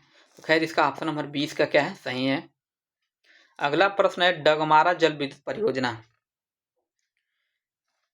परियोजना का संबंध बिहार में किस नदी पर है, कोसी नदी, बागमती नदी या पुनपुन नदी या उपयुक्त में से एक नदी। देखिए डगमारा जल विद्युत परियोजना का संबंध बिहार की कोसी नदी से, किससे, कोसी नदी से, अर्थात ऑप्शन नंबर ई इसका क्या है, सही है। अगला प्रश्न देखते हैं क्या है, तो एक मिनट, हाँ, प्रश्न संख्या 50 का रहा है कि किस नदी को बिहार का दुख के रूप में जाना जाता है। तो देखिए ये लगभग हर एग्जाम में कहीं न कहीं इसका जरूर आता है। तो सोन नदी को, गंडक नदी, कोसी या गंगा। तो सभी लोग पता होगा कोसी नदी को। कोसी नदी को बिहार का शोक कहा जाता है। और कहा क्यों जाता है, तो क्या ना कि हर साल भारी तबाही लाकर, इस साल भी देखे होंगे कि जैसे भी बरसात शुरू हुई पूरा उत्तर बिहार पूरा एक तरह से बिहार के चपेट में आ गया था। तो इसका जो सही आंसर हो जाएगा, हालांकि कई नदियों के कारण बाढ़ आता है, लेकिन जो कोसी नदी है अपने मार्ग परिवर्तन के कारण भी फेमस है। अपने जिस मार्ग में बहती है वहाँ पे पुनः दोबारा मतलब मतलब अपना रास्ता मोड़ के कहीं और भी बहने लगती है। तो ये बिहार में काफ़ी ज़्यादा उत्तर बिहार में तबाही मचाती है, तो इसलिए इसको बिहार का दुख कहा जाता है। नेक्स्ट है पटना का स्थानीय समय है, तो भारतीय मानक समय से आगे, भारतीय मानक समय से पीछे, या वही जो भारतीय मानक का समय है, या भारतीय मानक समय से संबंधित नहीं है। इसका सही आंसर हो जाएगा, ठीक है, पटना का स्थानीय समय जो है ये भारतीय मानक समय से आगे है। पटना का जो स्थानीय समय है ना, ये पटना का स्थानीय समय भारतीय मानक समय से आगे है। और भारतीय मानक समय देखा जाए तो 82 डिग्री 3 डिग्री, एक मिनट, इसको थोड़ा हमको गलत लग रहा है। अच्छा, इसको आप लोग अपने स्तर पे एक बार चेक कर लीजिएगा। जहाँ तक मुझे लग रहा है कि वही जो भारतीय मानक समय से है, समय का है, तो इसको थोड़ा आप लोग चेक कर लीजिए पटना का स्थानीय समय क्या है। ठीक है, हम लोग अगला प्रश्न देखते हैं, प्रश्न संख्या 52। ये कह रहा है कि बिहार से पृथक होने पर झारखंड को कितना प्रतिशत हिस्सा मिला था, 38.4% या 51.7, 43.3 या 45.8। तो देखिए झारखंड का क्षेत्रफल पुराने बिहार का 45.85% था। कितना, 45.85% लेकर कौन सा राज्य बना, झारखंड। तो ऑप्शन नंबर डी इसका क्या है, सही है। और झारखंड का गठन कब हुआ था, तो देखिए झारखंड को 15 नवंबर 2000 को बिहार से ही काटकर बिहार का लगभग 45.8% को लेके बिहार राज्य मतलब झारखंड राज्य को बनाया गया था। अगला है प्रश्न संख्या 53। ये कह रहा है कि बिहार सरकार के 7 निश्चयों में से निम्न में से कौन सा सम्मिलित नहीं है। तो महिला रोजगार, तो देखिए महिला रोजगार तो कहना मतलब महिलाओं पे जो नीतीश गवर्नमेंट थी एनडीए की मिली जुली सरकार, ये महिला रोजगार मतलब महिलाओं पे काफ़ी सक्रिय थी, तो ये तो था ही था। उसके बाद कह रहा है कि साफ पीने का पानी का अधिकार, तो ये भी 7 निश्चय में था। सभी परिवारों को बिजली की आपूर्ति, तो ये भी 7 निश्चय में था। बाल कल्याण, तो देखिए बाल कल्याण जो था ये मतलब बाल कल्याण जो था ये सरकार के 7 निश्चयों में शामिल नहीं किया गया था। 7 निश्चयों में देखा जाए ना तो एक तो था कि आर्थिक हल, युवाओं को बल योजना, आरक्षित रोजगार, महिलाओं का अधिकार, तो इसमें महिला रोजगार आ ही जाएगा। हर घर बिजली योजना थी, इसमें दिया ही है। और हर घर नल जल योजना ये भी था, दिया ही है। और हर घर मतलब घर तक पक्की गली नालियाँ और शौचालय निर्माण, घर का सम्मान और अवसर बढ़े ज्ञान बढ़े, लेकिन बाल कल्याण इसमें नहीं था, इसलिए ऑप्शन नंबर डी इसका क्या है सही है। ऑप्शन नंबर डी इसका क्या है सही है। अगला कि बिहार भारत के किस फल के वार्षिक उत्पादन का 71% उत्पादन करता है? अनानास का, संतरा का, लीची का या आम का? तो आप सभी लोग पता होगा कि जो सबसे ज़्यादा बिहार में उत्पादन होती है लीची का होता है। बिहार भारत में लीची का प्रमुख उत्पादक राज्य है और ये देश के कुल वार्षिक उत्पादन का लगभग 71% हिस्सा प्रदान करता है। तो ऑप्शन नंबर सी इसका क्या है सही है। नेक्स्ट है कि निम्नलिखित में से कौन सी राशि सदिश नहीं है? पूछा है कौन सी सदिश नहीं है? विस्थापन, वेग, बल या आयतन? तो देखिए इसका जो सही आंसर हो जाएगा आयतन। आयतन जो है सदिश राशि नहीं है। देखिए अदिश और सदिश में सबसे ज़्यादा कन्फ्यूजिंग होते हैं, कौन सा अदिश है कौन सा, मतलब जो साइंस बैकग्राउंड से नहीं होते उन लोग तो ज़्यादातर होता ही है।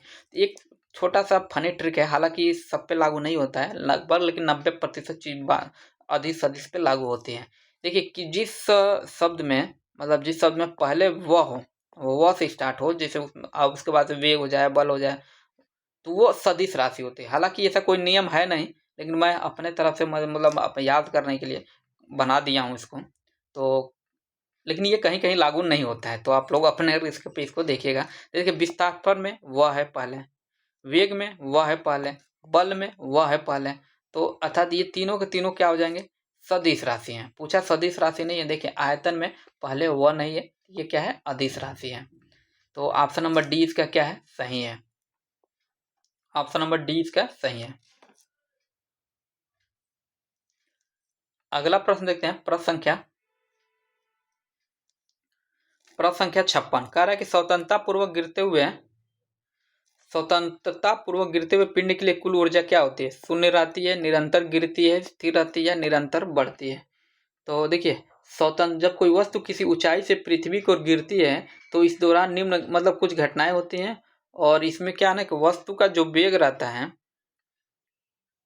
वस्तु का वेग नीचे की ओर बढ़ता जाता है और वस्तु की गतिज ऊर्जा क्या होती है बढ़ती है।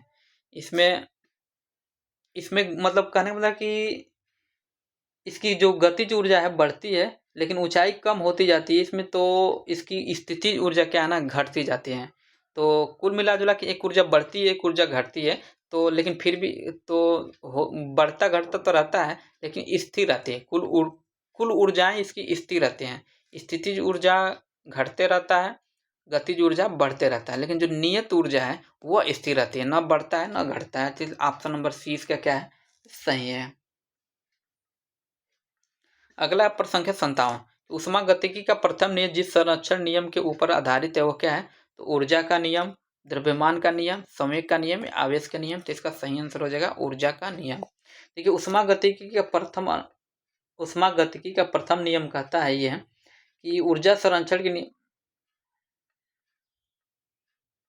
ये कहता है कि किसी भी निकाय की कुल ऊर्जा क्या ना नियत रहती है हमेशा, और ऊर्जा को न तो बनाया जा सकता है और न इसको नष्ट किया जा सकता है, ये केवल एक रूप से दूसरे रूप में परिवर्तित किया जा सकता है, अर्थात ये ऊर्जा का ही नियम है।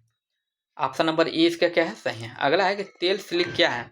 तो देखिए तेल स्लिक उबलता हुआ तेल, ठंडा तेल, समुद्र की सतह पर तेल की पतली फिल्म या उपयुक्त में से एक सदी।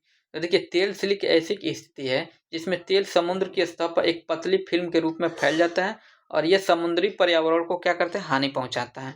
इसका जो सही आंसर हो जाएगा सी। आप सभी लोग देखेंगे जितने भी बड़े बड़े टैंकर होते हैं तेल वोल जब भी समुद्र के मार्ग से आता है तो कभी नाव डूब गया, कोई दुर्घटना हो गया, तो जो उसमें तेल होते हैं वो उसमें नदी में समुद्र में गिर जाते हैं, तो उसकी जो तेल की परत होती है ना ऊपर पानियों पे क्या होती है फैल जाती है, और इसे एक तरह से पतली परत बन जाती है जिससे पर्यावरण का भी नुकसान होता है। खैर जो इसमें पूछा है तेल स्लिक, ये समुद्र की सतह पर तेल की पतली फिल्म होती है। ऑप्शन नंबर सी इसका सही है।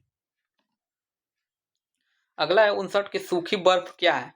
ठोस नाइट्रोजन, ठोस ऑक्सीजन या ठोस कार्बन डाइऑक्साइड या उपयुक्त में से एक सदी। तो जो सूखी बर्फ है ये ठोस कार्बन डाइऑक्साइड होता है, अर्थात ऑप्शन नंबर सी इसका क्या है सही है। कई बार यह प्रश्न पूछा जा चुका है। अगला है कि निम्नलिखित अम्लों का उनके प्राकृतिक स्रोत से मिलान करें। तो देखिए सिरका, तो सिरका सभी लोग पता है कि ये मुख्य रूप से एसिटिक एसिड होता है। क्या होता है? तो एसिटिक एसिड अर्थात ए का थर्ड। देखिए ए का थर्ड किस में दिया है? ऑप्शन नंबर ए में है, बी में है, अर्थात सी कैंसिल, डी कैंसिल। ठीक, उसके बाद देखिए संतरा। तो संतरा आप सभी लोगों को पता होगा साइट्रिक एसिड है। साइट्रिक एसिड, संतरा क्या है? Citric acid. और संतरे और अन्य खट्टे फलों में साइट्रिक एसिड प्रचुर मात्रा में पाया जाता है, अर्थात आप ए बी का 1 से सम्मिलित होगा। देखिए बी का 1 किस में है? ए में है, 1 में है क्या 1। दही बचा एक ही, तो लैक्टिक अम्ल, लैक्टिक एसिड जिसे भी कहते हैं। दही में उपस्थित लैक्टोज के लैक्टिक एसिड बैक्टीरिया के किण्वन से लैक्टिक एसिड में बदल जाता है। खैर इसका कुल मिला के लैक्टिक एसिड से संबंधित है। तो इसका जो सही आंसर हो जाएगा ऑप्शन नंबर ए, इसका क्या है? सही है। अगला प्रश्न है स्टेनलेस इस्पात। स्टेनलेस इस्पात का एक मिश्र धातु क्या है भाई? देखिए स्टेनलेस इस्पात एक मिश्र धातु है जिसमें मुख्य रूप से कार्बन और आयरन का मिश्रण होता है। क्या होता है? कार्बन और आयरन का इसमें मिश्रण होता है। और साथ में इसमें क्या ना, निकिल भी थोड़ा बहुत मिलाया जाता है। तो इसलिए इसका सही आंसर हो जाएगा इस्पात, क्रोमियम और निकिल। इसमें क्या होता है कि क्रोमियम मतलब इस्पात के साथ साथ इसमें क्रोमियम भी मिलाया जाता है। तो खैर इसका जो सही आंसर होगा ये ऑप्शन नंबर ए, इसका क्या है? सही है। अगला प्रश्न है गैलिना एक अयस्क है। तो गैलेना किसका अयस्क है भाई? तो ये कई बार ये भी प्रश्न पूछा जा चुका है। तो देखिए गैलेना जो है ये गैलियम का अयस्क है। किसका? सॉरी हम गलत थोड़ा बोल दिए। गैलेना जो है ना सीसा का मुख्य अयस्क होता है, अर्थात ऑप्शन नंबर डी इसका क्या है? सही है। गैलेना किसका अयस्क है? ये सीसा का अयस्क है। अगला है कि भारत में प्रचुर मात्रा में पाए जाने वाला अयस्क क्या है? मोनोजाइट, फ्लोरस्पार, बॉक्साइट या मैग्नेटाइट। तो इसका जो सही आंसर हो जाएगा 63। देखिए इसका जो सही आंसर है मोनोजाइट। मोनोजाइट इसका सही है। और ये थोरियम और दुर्लभ मृदा तत्वों का एक प्रमुख अयस्क है। आप सभी लोग पता होगा कि जो थोरियम है भारत में प्रचुर मात्रा में पाया जाता है। ये दक्षिण भारत में जो समुद्रों किनारे, अर्थात ये कहा जाए कि केरल के समुद्री तटीय पे जो रेत होते हैं उसी में प्रचुर मात्रा में ये थोरियम पाया जाता है। इसका जो सही आंसर हो गया ऑप्शन नंबर ए, इसका क्या है? सही है, मोनोजाइट। 63 का ए। नेक्स्ट प्रश्न है, प्रश्न संख्या 64 का रहा है कि ये कह रहा है कि कौन सा रासायनिक अपचय प्रक्रम चूना पत्थर को अत्यधिक प्रभावित करता है? ऑक्सीकरण, सल्फोनीकरण, जल योजनीकरण या इनमें से कोई नहीं। तो इसका सही आंसर हो जाएगा इनमें से कोई नहीं।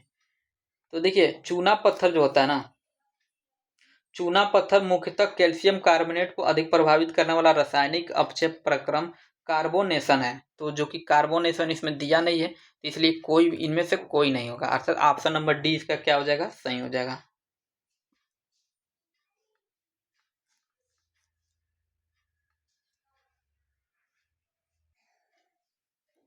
देखिए ये कह रहा है, अगला प्रश्न है इसमें कि सूची 1 को सूची 2 से सुमेलित कीजिए, निम्न कूटों से सही उत्तर का चयन कीजिए। पहला पूछा है धोने का सोडा। तो आप सभी लोग पता होगा जो धोने का सोडा होता है जिसे सोडियम कार्बोनेट भी कहते हैं। ठीक है, तो ए का क्या है? फोर्थ, अर्थात ए का क्या है?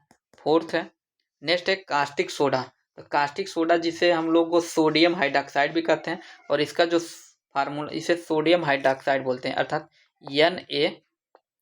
NaOH होता है। और ये सोडियम कार्बोनेट जो होता है ना Na2CO, कभी कभी इसका पूरा फार्मूला ही पूछ देता है, 10H2O होता है। ठीक है, तूतिया क्या है? तो देखिए तूतिया जो है ये कापर सल्फेट होता है। क्या? कापर सल्फेट, अर्थात ए का 2, जिसको हम लोग CuSO4 भी कहते हैं, CuSO4, अर्थात सी का क्या हो जाएगा? थर्ड हो जाएगा। अब देखिए सी, ए का 4, बी का 1 दिया है ना, कास्टिक सोडा यहाँ पे मिलेगा, और सी का 2। तूतिया क्या है?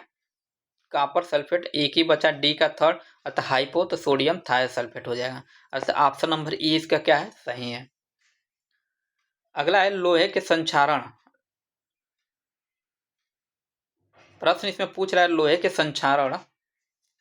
अच्छा, जंग लगने को रोकने के लिए निम्नलिखित में से कौन सी विधि उपयुक्त हो नहीं है? इसमें पूछा कौन सी विधि उपयुक्त नहीं है, तो इसमें कौन कौन विधि है भाई? तो गैल्वेनीकरण, एडोनीकरण, क्रोम प्लेटिंग या भर्जन। तो देखिए गैल्वेनीकरण, एडोनिडी मतलब एनोडीकरण, क्रोम प्लेटिंग, ये तीनों के तीनों मतलब जंग लगने के लिए बचाने के लिए एक विधि है, लेकिन भर्जन क्या है, इसकी विधि नहीं है। भर्जन ना एक धातुकर्म प्रक्रिया है और इसमें अयस्क को वायु की उपस्थिति में उच्च तापमान पर गर्म किया जाता है और यह संक्षारण रोकने की विधि नहीं, मतलब ये संक्षारण रोकने की विधि नहीं है, बल्कि यह अयस्क से धातुओं को प्राप्त करने का क्या ना एक चरण है। तो इसलिए ऑप्शन नंबर डी हमारा क्या हो जाएगा, गलत हो जाएगा। मतलब गलत तो है, इसलिए ऑप्शन नंबर डी पूछा कौन नहीं है, इसलिए ऑप्शन नंबर डी इसका क्या है, सही हो जाएगा। नेक्स्ट है केंद्रों को सबसे प्रथम किसने खोजा और नाम दिया था? रॉबर्ट ने, थियोडोर स्वान्स, रॉबर्ट ब्राउन या थॉमसन मॉर्गन ने? तो इसका सही आंसर हो जाएगा रॉबर्ट ब्राउन ने। केंद्रक क्या है, कोशिका का एक अंग है और जो झिल्लियों से घिरा होता है, और इसको सबसे पहले केंद्रों को सबसे पहले रॉबर्ट ब्राउन ने ही 1800 किस वर्ष में, देखिए 1831 में खोजा था, और मतलब इसको खोजा और उसका नाम भी इन्होंने ही दिया था। तो इसलिए ऑप्शन नंबर सी इसका क्या है, सही है। नेक्स्ट है मेंडल ने मटर पर किए अपने प्रयोगों के लिए निम्न में से कौन से लक्षण का चयन नहीं किया था? फूल की स्थिति, फल का रंग, फूल की आकृति या बीज का रंग? तो 68 है। देखिए मेंडल ने मटर के पौधों पर फूल की स्थिति, फूल का रंग और फूल की आकृति का चयन किया था, लेकिन बीज की आकृति जैसे 8 लक्षणों, एक मिनट,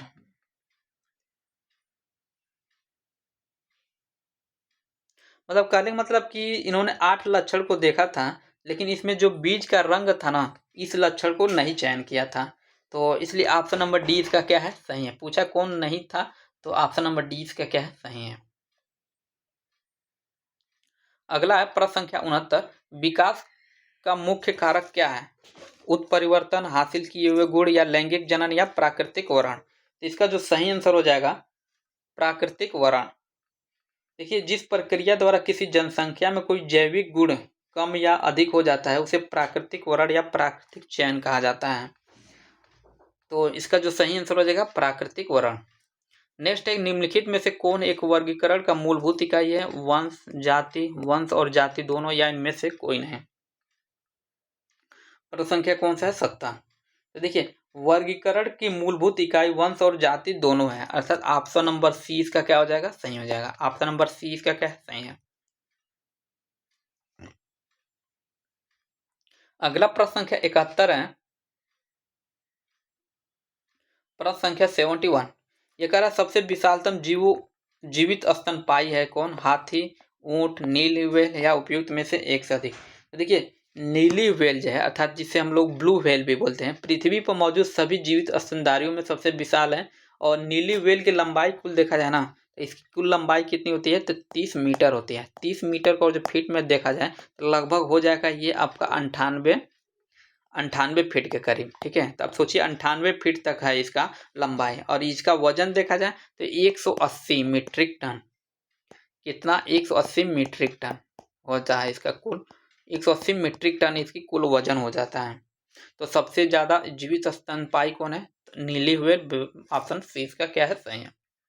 अगला प्रकाश संश्लेषण के अंदर अंधेरी प्रतिक्रिया का वास्तविक स्थल साइटोप्लाज्म में कहाँ होता है?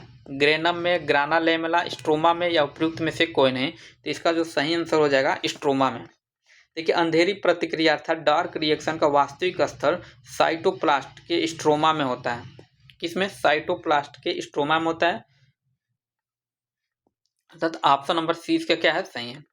अगला है 73, रेटिना में पाई जाने वाली कोशिका क्या है भाई? तो पुरकिंजे कोशिकाएं, स्वान कोशिकाएं, एमक्राइन कोशिकाएं या उपयुक्त में से एक से अधिक?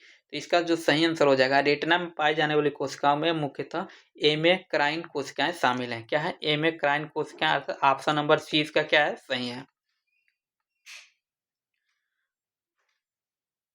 अगला प्रश्न है 74 के आधुनिक मनुष्य के हाल का पूर्वज कौन है भाई?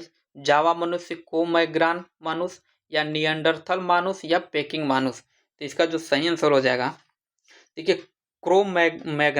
मानुस, क्रोमैग्नान मानव के अस्थिपंजर फ्रांस में मिले हैं और यह होमोसेपियंस जाति का था। कहने का मतलब कि क्रोमैग्नान मानुस को ही सबसे मतलब हाल के मनुष्य का पूर्वज माना जाता है। ऑप्शन नंबर 20 का क्या है, सही है। अगला है कि कड़वाहट के लिए मानव जीव का संवेदनशील क्षेत्र कौन सा है, नोक टिप या मध्य भाग या पीछे का भाग या किनारा का भाग। देखिए पीछे का भाग जो होता है ना, कड़वाहट की पहचान करता है, ठीक है, इसलिए ऑप्शन नंबर सी इसका क्या हो जाएगा। और आगे का जो अग्र भाग होता है जीभ का, ये मीठे की पहचान करता है, इसलिए ऑप्शन नंबर सी इसका क्या है, सही है। नेक्स्ट जैव रासायनिक रूप से इंसुलिन क्या है भाई, तो देखिए जैव रासायनिक रूप से इसमें क्या दिया है, ग्लाइकोलिपिड, लिपोप्रोटीन या प्रोटीन या उपयुक्त में से एक से अधिक। इसका जो सही आंसर हो जाएगा प्रोटीन हो जाएगा। इसका आंसर क्या होगा, प्रोटीन होगा। देखिए इंसुलिन एक प्रकार का प्रोटीन है जो ग्लूकोज को ऊर्जा में परिवर्तित करता है, इसलिए ऑप्शन नंबर सी इसका क्या है, सही है, प्रोटीन। अगला है कि मनुष्यों में गुर्दे को मूत्राशय से जोड़ने वाली नलिका होती है, ये क्या कहलाती है, मूत्रपथ, मूत्रवाहिनी या नेफ्रॉन या उपयुक्त में से एक से अधिक। देखिए मनुष्यों में गुर्दे को मूत्राशय से जोड़ने वाली नलिका ये मूत्रवाहिनी कहलाती है, अर्थात ऑप्शन नंबर 20 का क्या है, सही है। अगला प्रश्न 78 है कि अंतरा पार्श्विक पेशियां पाई जाती हैं, तो अंतरा पार्श्विक पेशियां कहाँ पाई जाती हैं, उदर में, मध्यपट में, पसलियों में या उपयुक्त में से एक से अधिक। तो देखिए अंतरा पार्श्विक पेशियां पसलियों में पाई जाती हैं, कहाँ, ऑप्शन नंबर सी इसका क्या हो जाएगा, पसलियों में पाई जाती हैं। और ये पेशियां पसलियों के बीच में होती हैं और ये श्वास प्रवास की प्रक्रिया में सहायक होती हैं, तो ऑप्शन नंबर सी इसका क्या है, सही है। अगला प्रश्न है 79 कि हमारे शरीर के अंदर भोजन को ब्रेक डाउन करने वाला उत्प्रेरक कौन है, हमारे शरीर के अंदर भोजन को ब्रेक डाउन करने वाला उत्प्रेरक कौन है, हार्मोन, पाचक एंजाइम या तनु हाइड्रोक्लोरिक एसिड या उपयुक्त में से एक से अधिक। तो इसका जो सही आंसर हो जाएगा, हमारे भोजन में भोजन को तोड़ने वाले उत्प्रेरक एंजाइम होता है, पाचक एंजाइम जिसे मतलब पाचक एंजाइम जिसे कहा जाता है, तो ऑप्शन नंबर बी हमारा क्या हो जाएगा, सही हो जाएगा। नेक्स्ट एक 80 प्रश्न क्या, एंटीबायोटिक औषधि एक उदाहरण किसका, एंटीबायोटिक औषधि का एक उदाहरण है, मतलब कौन इसमें जो दिया है एंटीबायोटिक का उदाहरण है, तो एस्प्रिन का, पैरासीटामोल, क्लोरोक्विनिन या पेनिसिलिन। तो इसका जो सही आंसर हो जाएगा पेनिसिलिन। पेनिसिलिन जो है एंटीबायोटिक का उदाहरण है। और एंटीबायोटिक ऐसी औषधियाँ होती हैं जो जीवाणु संक्रमण अर्थात ये कहा जाए कि बैक्टीरियल इन्फेक्शन के उपचार के लिए उपयोग होती हैं। और इसी में पेनिसिलिन एक प्रसिद्ध प्रभावी एंटीबायोटिक है, तो ऑप्शन नंबर डी क्या है, सही है। इसमें दिया ना कि एस्प्रिन और पैरासीटामोल, ये सभी लोग पता होगा कि एस्प्रिन और पैरासीटामोल एक दर्द निवारक या कहा जाए कि मतलब ज्वर नाशक या फीवर को कम करने वाली है। और क्लोरोक्विनिन किसका था, ये मुख्य रूप से मलेरिया रोधी दवा था, ये क्या था, है भी अभी ऐसा नहीं है नहीं, ये मलेरिया रोधी दवा है। अगला प्रश्न देखते हैं क्या है, प्रश्न संख्या 81।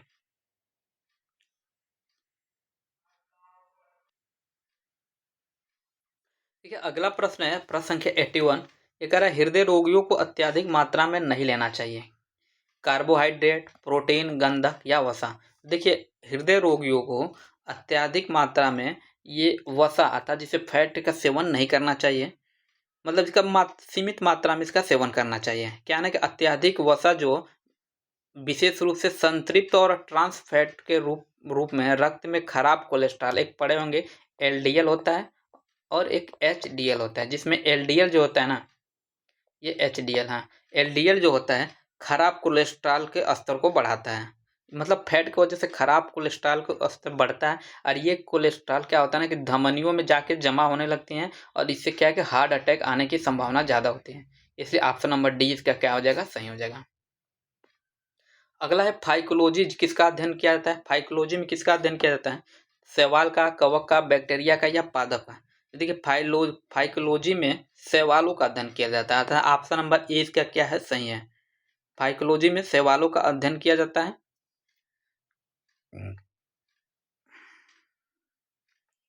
अगला प्रश्न है किस रंग द्रव की उपस्थिति कारण पौधों का रंग हरा होता है, तो ये प्रीवियस ईयर में कई बार प्रश्न पूछा जा चुका है।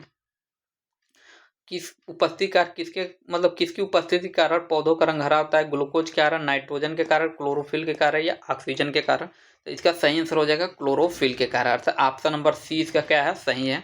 और देखिए सूर्य की उपस्थिति में पौधे जो हैं क्लोरोफिल का उपयोग करके कार्बन डाइऑक्साइड अर्थात CO2 और पानी जैसे कि H2O से कार्बोहाइड्रेट, ग्लूकोज और ऑक्सीजन बनाने की क्रिया को, मतलब इसी क्रिया को प्रकाश संश्लेषण कहते हैं और इसमें क्लोरोफिल का प्रयोग किया जाता है।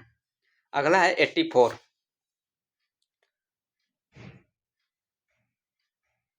कह रहा है, अच्छा ठीक ठीक नहीं ठीक है, क्लोरोफिल ही है। अगला है 84, सूर्य के प्रकाश की उपस्थिति में कार्बन डाइऑक्साइड और पानी से कार्बोहाइड्रेट बनने की क्रिया कहलाती है क्या, तो ये प्रकाश संश्लेषण कहलाती है। हम लोग 84 का हमको लगा 84 का एक्सप्लेनेशन कर रहे हैं, तो वो खैर इसे भी एक्सप्लेनेशन 84 ही का कार्बन संश्लेषण ही है, अर्थात ऑप्शन नंबर सॉरी कार्बो संश्लेषण नहीं कहलाता, वो प्रकाश संश्लेषण कहलाता है। क्या है, प्रकाश संश्लेषण, अर्थात ऑप्शन नंबर सी इसका क्या है, सही है। प्रश्न संख्या 85, किस रंग द्रव की उपस्थिति के कारण पौधों का रंग हरा होता है, ग्लूकोज के कारण, नाइट्रोजन, अच्छा दो दो जगह यह प्रश्न देखिए 83 में भी है 84 में भी यही है, क्लोरोफिल के कारण या ऑक्सीजन के कारण। खैर इसमें भी क्लोरोफिल ही होगा,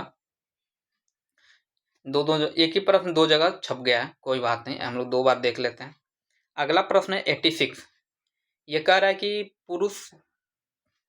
पुरुष जन्म का नियमन करने के लिए किस चीज का उपयोग करता है, लूप का, कंडोम का, कापर टीका या माला टीका। कह रहा है पुरुष जन्म का नियमन करने के लिए, पुरुष जन्म का नियमन, इसे जन्म का नियमन क्या कहेंगे ना, हिंदी थोड़ा ज्यादा क्लिष्ट हिंदी दे दिया है, इसको हम लोग करेंगे बर्थ कंट्रोल।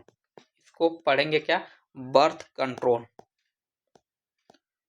ये है बर्थ कंट्रोल, अर्थात पुरुष का जन्म का नियमन, अर्थात पुरुष का बर्थ कंट्रोल करने के लिए किस चीज का उपयोग करता है, मतलब पुरुष, तो इसका सही आंसर हो जाएगा लूप का नहीं, ये कंडोम का, अर्थात option number B, option number 20 का क्या है, सही है। अगला है तारपीन का तेल निकाला जाता है किससे, चीड़ से, कोयनीफूर से, देवदार से या जूनिफर से। तो देखिए तारपीन का तेल चीड़ के पौधों से निकाला जाता है, अर्थात ऑप्शन नंबर ए इसका क्या है, सही है। तारपीन का तेल चीड़ के पेड़ों से निकाला जाता है, यह बायोडिग्रेडेबल होता है और इसका उपयोग पेंट थिनर या औषधीय गुणों के में किया जाता है। ऑप्शन नंबर ए इसका क्या है, सही है। अगला प्रश्न है कि निम्न में से कौन सा कीट मनुष्य मात्र के लिए उपयोगी नहीं है। इसमें कह रहा है कि निम्न में से कौन सा कीट मनुष्य मात्र के लिए उपयोगी नहीं है, मधुमक्खी, केचुआ, टेपवर्म या रेशम का कीड़ा। तो देखिए टेपवर्म जो है ना, ये एक तरह से फीता कृमि होता है, ये हानिकारक होता है और मतलब एक हानिकारक है, और ये जो होता है मनुष्य और जानवरों के आंतों में रहता है और बीमारियां पैदा करता है, इसलिए ये मनुष्य के लिए उपयोगी नहीं है।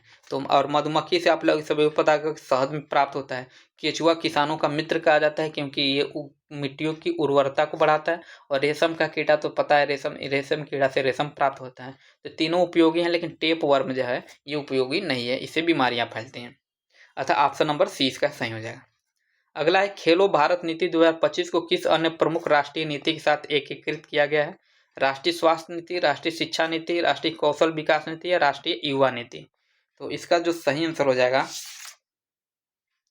राष्ट्रीय शिक्षा नीति। केंद्र सरकार ने खेलो भारत नीति का विवरण जारी किया है, जिसमें राष्ट्रीय शिक्षा नीति मतलब इसको राष्ट्रीय शिक्षा नीति के साथ एकीकृत किया गया, अर्थात ऑप्शन नंबर 20 का क्या है, सही है। अगला है प्रश्न के 90 कि भारत की सबसे बड़ी जनजातीय ग्राम विकास योजना के तहत कितने गांवों के लिए विकास कार्यक्रमों को मंजूरी दी गई है। तो कितने गांवों के लिए, तो 10,500 या 12,889 या 15,989 या 20,000। तो इसका जो सही आंसर हो जाएगा 15,989। कितना, 15,989, इसलिए ऑप्शन नंबर सी इसका क्या है, सही है। नेक्स्ट एक हाल ही में लद्दाख में नए उपराज्यपाल एलजी के रूप में किसे शपथ ग्रहण की है, मतलब किसने शपथ ग्रहण किया है। तो देखिए जब ये एग्जाम होगा तो इसके लगभग वर्तमान उस समय जो होंगे या उसके 1-2 महीना पहले हैं, तो वही आंसर होगा इसका। तो इसके जो सही आंसर होगा कविंदर गुप्ता। कविंदर गुप्ता ने केंद्र शासित प्रदेश लद्दाख के नए उपराज्यपाल के रूप में शपथ ग्रहण किया है। तो ऑप्शन नंबर सी इसका क्या है, सही है। अगला प्रश्न है 92 कि भारत में पहली सफल inter hospital liver swap surgery किन दो शहरों के बीच हुई थी, दिल्ली और गुरुग्राम, मुंबई और पुणे, चेन्नई और कोयम्बटूर या कोयम्बटूर के दो अस्पतालों के बीच में। तो इसका जो सही आंसर हो जाएगा, देखिए भारत में इसका जो सही आंसर है कोयम्बटूर के 2 अस्पतालों के बीच में है। देश की पहली सफल inter hospital liver swap surgery Coimbatore के 2 अलग अलग अस्पतालों के बीच में संपन्न हुई है, इसलिए ऑप्शन नंबर डी इसका क्या है, सही है। अगला है 93, तो राष्ट्रीय डोपिंग रोधी एजेंसी नाडा ने किस अंतर्राष्ट्रीय संस्था की खुफिया जांच कार्यशाला की मेजबानी की, किसका किया भाई, तो अंतर्राष्ट्रीय ओलंपिक समिति या विश्व डोपिंग रोधी एजेंसी वाडा या फीफा या अंतर्राष्ट्रीय क्रिकेट परिषद, तो इसका सही आंसर हो जाएगा विश्व डोपिंग रोधी एजेंसी अर्थात वाडा का। ऑप्शन नंबर 20 का क्या है, सही है। अगला प्रश्न 94 है कि राष्ट्रीय मानवाधिकार आयोग अर्थात NHRC जो 28-29 जुलाई 2025 को अपनी खुली सुनवाई और सिविल बैठक किस शहर में आयोजित करेगा, तो चूंकि ये तो अब बीत गया है, तो मतलब कहने का मतलब कि ये खुली सुनवाई सिविल बैठक में किस शहर में आयोजित करेगा नहीं, आयोजित हो चुका है। कहना मतलब किस शहर में अब प्रश्न पूछेगा तो पूछेगा मतलब किस शहर में आयोजित किया गया, तो क्या ऑप्शन दिया है, नई दिल्ली, लखनऊ, हैदराबाद या जयपुर, तो जिसका इसका सही आंसर हो जाएगा हैदराबाद में, अर्थात ऑप्शन नंबर सी इसका क्या है, सही है। अगला है प्रश्न संख्या 95 कि भारत की पहली निजी स्वामित्व वाली हेलीकॉप्टर फाइनल असेंबली लाइन अर्थात FAL स्थापित करने के लिए Tata advance system limited TASL ने किस यूरोपीय एरोस्पेस कंपनी के साथ साझेदारी की है, किसके साथ, थेल्स के साथ, डसाल्ट एविएशन, एयरबस या लियोनार्डो, इसका सही आंसर हो जाएगा एयरबस। भारत की पहली निजी स्वामित्व वाली हेलीकॉप्टर फाइनल असेंबली मतलब टाटा एडवांस कंपनी ने एयरबस के साथ समझौता किया है। ऑप्शन नंबर सी इसका क्या है, सही है। 96 प्रश्न कर रहा है कि केंद्र सरकार ने DRDO के अध्यक्ष डॉक्टर समीर वी कामत को कितने वर्ष का दूसरा सेवा विस्तार प्रदान किया है, 6 महीने के लिए, 1 वर्ष के लिए, 1.5 वर्ष या 2 वर्ष, तो इसका सही आंसर हो जाएगा, देखिए केंद्र सरकार ने DRDO के अध्यक्ष डॉक्टर समीर वी कामत को 1 वर्ष का दूसरा सेवा विस्तार प्रदान किया, कितने वर्षों के लिए, 1 वर्ष के लिए, अर्थात ऑप्शन नंबर अब 20 का क्या है, सही है। नेक्स्ट है 97, मशहूर सनग्लास कंपनी ऑकलाई के नए ब्रांड एम्बेसडर कौन बने हैं, विराट कोहली, रोहित शर्मा, शुभमन गिल या जसप्रीत बुमराह, तो इसका सही आंसर हो जाएगा शुभमन गिल। देखिए भारतीय टेस्ट क्रिकेट के जो शुभमन गिल है इस समय क्या है, तो अब केवल टेस्ट के ही नहीं, ये मतलब वनडे के भी एक कप्तान बन गए हैं। तो शुभमन गिल को सनग्लास कंपनी ऑकलाई के नए ब्रांड एम्बेसडर के रूप में चुना गया था। ऑप्शन नंबर सी इसका क्या है, सही है। अगला प्रश्न है 98, बिहार सरकार ने मुख्यमंत्री बागवानी मिशन के तहत किस फल की खेती को विशेष रूप से बढ़ावा देने के लिए एक नई सब्सिडी योजना घोषणा की है, आम का, लीची का, केला या ड्रैगन फ्रूट, इसका जो सही आंसर हो जाएगा ड्रैगन फ्रूट का, अर्थात ऑप्शन नंबर डी इसका क्या है, सही है। अगला प्रश्न है 99 कि बिहार सरकार ने मुख्यमंत्री डिजिटल स्वास्थ्य योजना के तहत प्रत्येक नागरिक को एक विशिष्ट स्वास्थ्य ID प्रदान करने की घोषणा की है। इस योजना का मुख्य उद्देश्य क्या है, निजी अस्पतालों को बढ़ावा देना, स्वास्थ्य डेटा का केंद्रीकरण और सुलभता, या केवल ग्रामीण क्षेत्रों में स्वास्थ्य सेवाएं प्रदान करना, या दवा की कीमतों को नियंत्रित करना, तो इसका जो सही उद्देश्य है यह है स्वास्थ्य डेटा का केंद्रीकरण और सुलभता प्रदान करना, अर्थात ऑप्शन नंबर बी। अंतिम प्रश्न है इसमें, लास्ट 100 प्रश्न खत्म होने वाला बस यही है। ये कह रहा है कि मई 2025 में बिहार में भीषण गर्मी और लू हीट वेव को राज्य सरकार ने किस प्रकार की आपदा घोषित किया था, तो स्थानीय आपदा, क्षेत्रीय आपदा या राज्य विशिष्ट आपदा या राष्ट्रीय आपदा, तो इसका सही आंसर हो जाएगा कि राज्य विशिष्ट आपदा। देखिए बिहार में हर साल भीषण गर्मी और लू के कारण होने वाली जो जनहानि को देखते हुए इस बार राज्य सरकार ने इसे राज्य विशिष्ट आपदा घोषित किया था। और इस घोषणा के बाद लू से मृत्यु होने पर पीड़ित को मतलब इसका कहने वाला राज्य विशिष्ट आपदा घोषित करने से इसका प्रभाव क्या पड़ा, तो इसके मतलब इससे प्रभाव ये पड़ा कि इससे जो जितने भी लोगों की मृत्यु होगी उसको 4 लाख रुपए, कितना, 4 लाख रुपए राज्य सरकार की तरफ से मुआवजा दिया जाएगा, ठीक है,